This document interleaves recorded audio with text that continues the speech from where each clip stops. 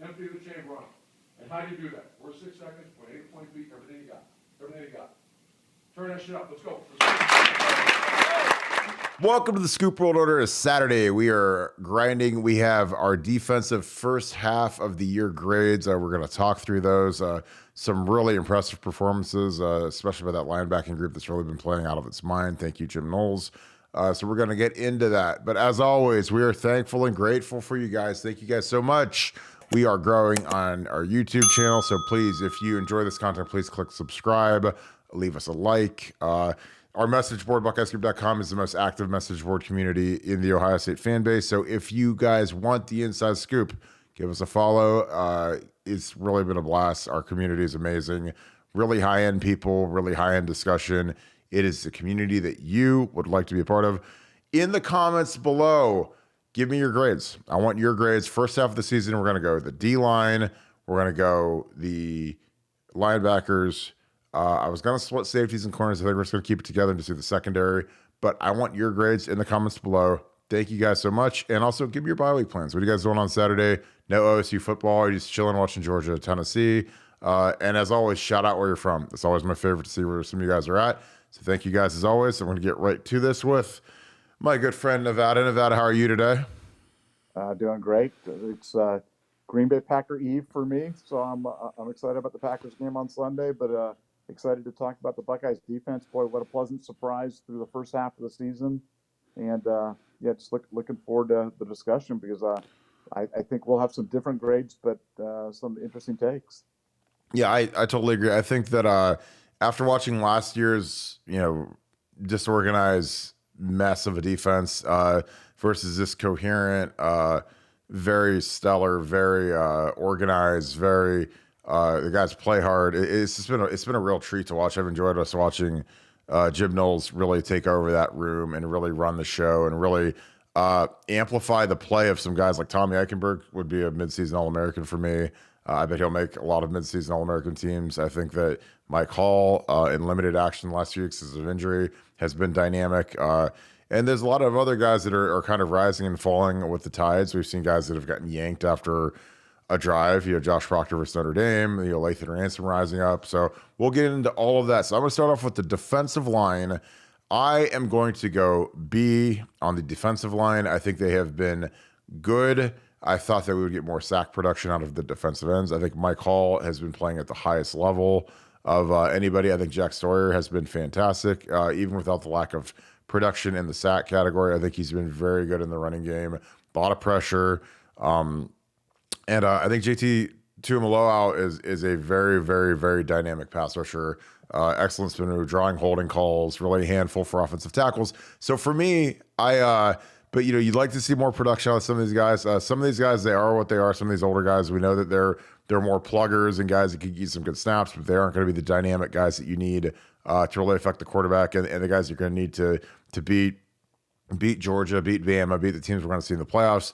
Nevada, do you agree or disagree? What is your grade for the defensive line through the first half of the season? I'm going B+. I'm going to go B+. I think and that's based a lot on kind of recent performance. I like Zach Harrison, what they're doing with him. They're starting to move him more inside. That was something that I talked about in one of my nuggets. I talked about, Zach moving from the defensive end position to the interior defensive line, and Ohio State's finding some stuff that they like with that. And I think he's starting to play better as a result. Obviously a huge fan of Jack Sawyer, JT Tuimoloau, and Mike Hall. Mike Hall, we had written all sorts of glowing things about Mike Hall, through the summer. I think to the point where people are getting tired of hearing these Mike Hall updates. But he's so good, and he's been so good for Ohio State through the first 6 games, playing at an All-American level. Terrific player. So with that, a lot of great efforts, but still can't get it to an A. But I've got it at a B+. I've got Tyleik Williams as a guy that needs to improve his stamina. He needs to basically be able to go more than 2 plays at a time without kind of gassing. If they could get a little bit more consistency out of him. I mean, he's got all-world ability. He just is lacking the gas tank to kind of make it. But I think a guy like that could really take this from a B+ to an A-, maybe even to a solid A. And like you said, the lack of sacks is concerning, but the stoutness against the run has been a real pleasant surprise, and we haven't allowed running quarterbacks even to just roast us. So solid B plus for me on the defensive line, and with looking for an A in the second half of the season. Yeah, I think that you talk about the running game, stopping the running game. I'm going to go to the next position group, the linebackers. I'm going to give an A to. I think obviously Tommy and Seal have been exceptional. Tommy might be the best player on the team right now in terms of production and just his rise has been incredible, and I think it has a lot to do with Jim Knowles basically being the linebackers coach. That's his room. He has his some of his Oklahoma State guys, his GAs help run coach that room while he's walking around coaching the defense. But I really think that Tommy's playing at a high level, a level that we haven't seen in a few years at linebacker, and he's kind of the heart and soul of the defense. He's like the captain of the defense. Really phenomenal. I think Steele has grown into being a linebacker. He is a great athlete, an explosive blitzer, a guy that can get home, a guy that I think has grown to love the position, and they're a really, really tough dynamic duo. The second tier guys, you got Cody Simon, who's the special teams player of the week. He's a guy that I'm still high on. I think he's a better athlete than Tommy. I don't think he's as instinctive or as physical as Tommy. But he's a really, really good player. He had massive shoulder surgeries after the season that really knocked him down a couple pegs, just because it's hard to play linebackers when your shoulders are both reconstructed. But he's coming along. Chip Trevanum is a guy who's a complete enigma to me, because I thought we would see more of him just given his athletic ability. But I think part of it is the fact that Tommy and Steele have been so good that it has kept Chip into kind of a nominal role as a special team or kickoff return guy, and not as much of the dynamic linebacker that a lot of us, including myself, projected him to be, especially as a blitzer, coverage guy. He's a great athlete. He's obviously the starting running back at Arizona State, and he showed up, and he's been a small factor, but he hasn't been a major factor in the big games. So Nevada, what do you give our linebackers for a grade? I'm going A plus. I'm going A plus. I've got Tommy Eichenberg as a mid-season first team All-American, and Steele has just been fantastic. Can't say enough things about him. I think Cody's been terrific all year. And so when you've got that type of production, especially when I compare it to last year, where you've got they look lost. Tommy looks slow. I mean, Tommy looked like tough Borland 2.0, and he looked like he had cement shoes on a lot of times. He looked indecisive, and he looked lost out there. And like I said, I just can't say enough good things about him. Like you said, he's the best player on the defense. He's certainly a team leader. Doesn't say much, but leads by example. And playing at a superb level, playing at a great Ohio State linebacker level, and that's really saying something, because we've had some great linebackers here. So no, I'm giving that unit an A plus. And I know it's hard to improve on that. There's, look, they missed this tackle here, or they missed this, or they didn't do that, but they haven't made many mistakes. I think I can probably think of 3 or 4 for the entire 6 games. So I'm very impressed with the linebackers.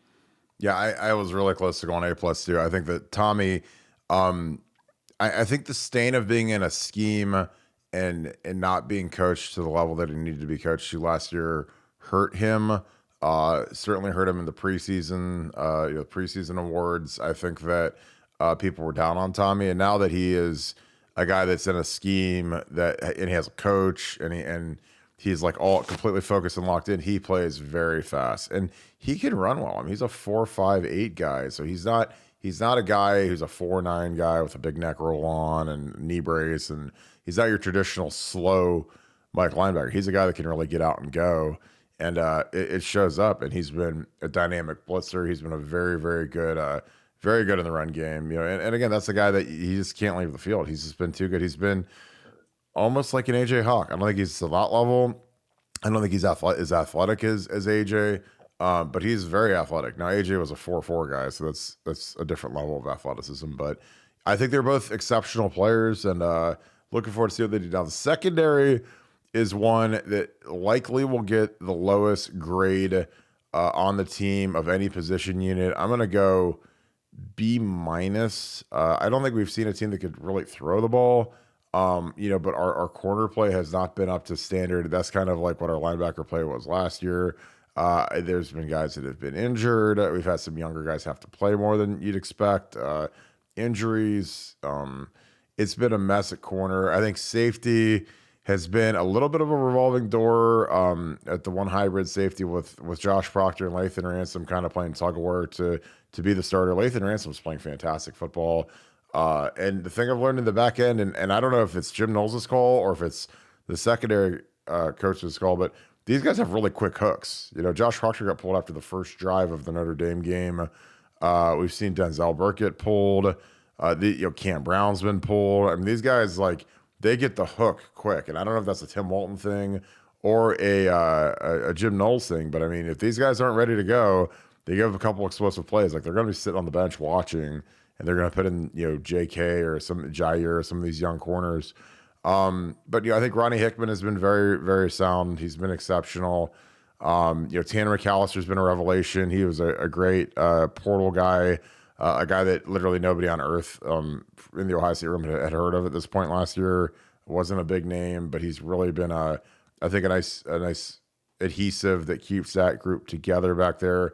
But Denzel Burke's been disappointing. I'm sure he'd be the first guy to tell you that he doesn't like the film he sees. And I don't know if that's a confidence issue. I don't know if that's a technique issue. I don't know if that's a scheme issue. But that needs to get fixed when we actually play a team that can throw the ball. Thankfully, we haven't seen that yet. But Nevada, what do you give for the secondary grade? Because that one, I can't help but think that most people have that as our lowest performing unit on the entire team. Yeah, I'm going to split it. I'm going to split it and then end up at the same place you ended up. I'm going A- for the safeties and C- for the corners, and I'm going to end up at a B- for the unit. It's hard to come up with much different than that. The corners have just, I think they've been a little unlucky. They've been in position to make plays. They just haven't made plays on a lot of 50-50 balls, and it's resulted in some big plays, some scores, some other things for offenses. But I think that can be fixed. I think that grade can come up significantly in the second half, and I think it will come up, especially with the return of Jordan Hancock, who I fully expect to see, coming back, full go after the bye week. And the safeties have been terrific. Lathan Ransom's been terrific. Ronnie Hickman, McAllister. Heck, I think Josh Proctor's played well. I just think Lathan Ransom's played better, and that's really kind of the situation that we're in right now with the safeties. But I think that unit's really been good. It's got my A- for those corners. Man, the corners have got to be better. They've got to pull it up from a C-. I really do think they will. I think that's a grade that's going to come up in the second half, but it's going to all run through the cornerback room. Yeah, I totally agree. You mentioned Tyleek, Denzel. Who are some guys that, in your mind, need to step up? I mean, obviously Tyleek will be one of them. The second half surge as the season progresses. The season gets long, bodies get sore, injuries occur. Who are some guys on defense that need to step up in your mind? Well, I mean, the Teron Vincent, the Jerron Cage, the aforementioned Zach Harrison, has got to raise the level of his game. Obviously, all the cornerbacks, you can just go up and down. Every single cornerback has got to raise the level of their game. And I'd like to see Josh Proctor be that guy that we all expected him to be, before the season. I know he can do it. I don't know if he's going to get the chance to because Lathan's playing so well, but would like to see him, become that enforcer, become that turnover machine that we know that he can be. And I think that's where it's going to be. This defense right now is only going to be as good as its veterans. So right now, it's a young. The best players in the defense are young, but the second half season we need to have those veterans step up across the board, to be able to compete with the Georgias and the Alabamas and anybody else that we may see in the playoff. And I'm looking to see who's going to be those guys, those juniors and seniors that are going to provide leadership to these terrific freshmen and sophomores. Yeah, I agree. I think that some of these older guys need to get going. I think Court Williams, I mean, he's got to find a role. He's a captain. He plays special teams, changes number to number 1 from number 2 so that he can play special teams with Mecca. But some of these older guys, especially when they're in leadership roles, they got to find a way to get on the field. They got to play better. They got to do better. They got to do something to get on the field and start taking some of the stress off some of these guys that are playing. And obviously when you've got guys like Tommy and Storm, they're playing really well, you don't ever take them off the field. But I think that, developing a little bit of a rotation, it never hurts for some of these positions, especially as the season gets longer. Guys get dinged up, guys a lot of times are hiding their injuries. It helps to lighten the load because the season has never been longer. Like, they keep adding games, stacking games. We're going to be in the Big Ten championship. We're going to make the playoffs. So, you got to be ready to go for 15 weeks, and it is a long season. And guys practice hard, and they go a lot of ones versus ones, and guys get hurt in practice. I mean, that's part of the gig. It's like when you're going ones versus ones, that's like basically you're scrimmaging. You're not doing scout teamwork versus the third string guys that take it easy on you. You're scrimmaging. It's like playing a game. So guys get hurt in that situation, and that's the double-edged sword of keeping guys sharp versus and enhancing their skill set versus taking care of them and giving them more scout teamwork. So any final thoughts, Nevada, as we wrap up the defense on this podcast? Enjoy Lambeau, obviously, if they leap into your arms, especially if it's the second team quarterback that they took the first rounder. I'm sure I'll throw him right back on the field. But any final thoughts on this defensive edition of our podcast? I'm going to give the overall grade to the defense as an A-. Can't quite get up there to the A or the A+, obviously, with the cornerback play. But the overall improvement from year to year has just been fabulous. Jim Knowles gets an A+++, in my book. And, I think this defensive unit is exactly what you need to win in the playoffs. They're good enough to get some stops, create some turnovers, create some negative plays. And that's what you need to be able to win the playoff. Combine that with a prolific offense and solid special teams. And I think that all the elements are there. But, no, I've got an A- for the defensive unit for the first 6 games of the season, hoping to get that up to an A for the second half.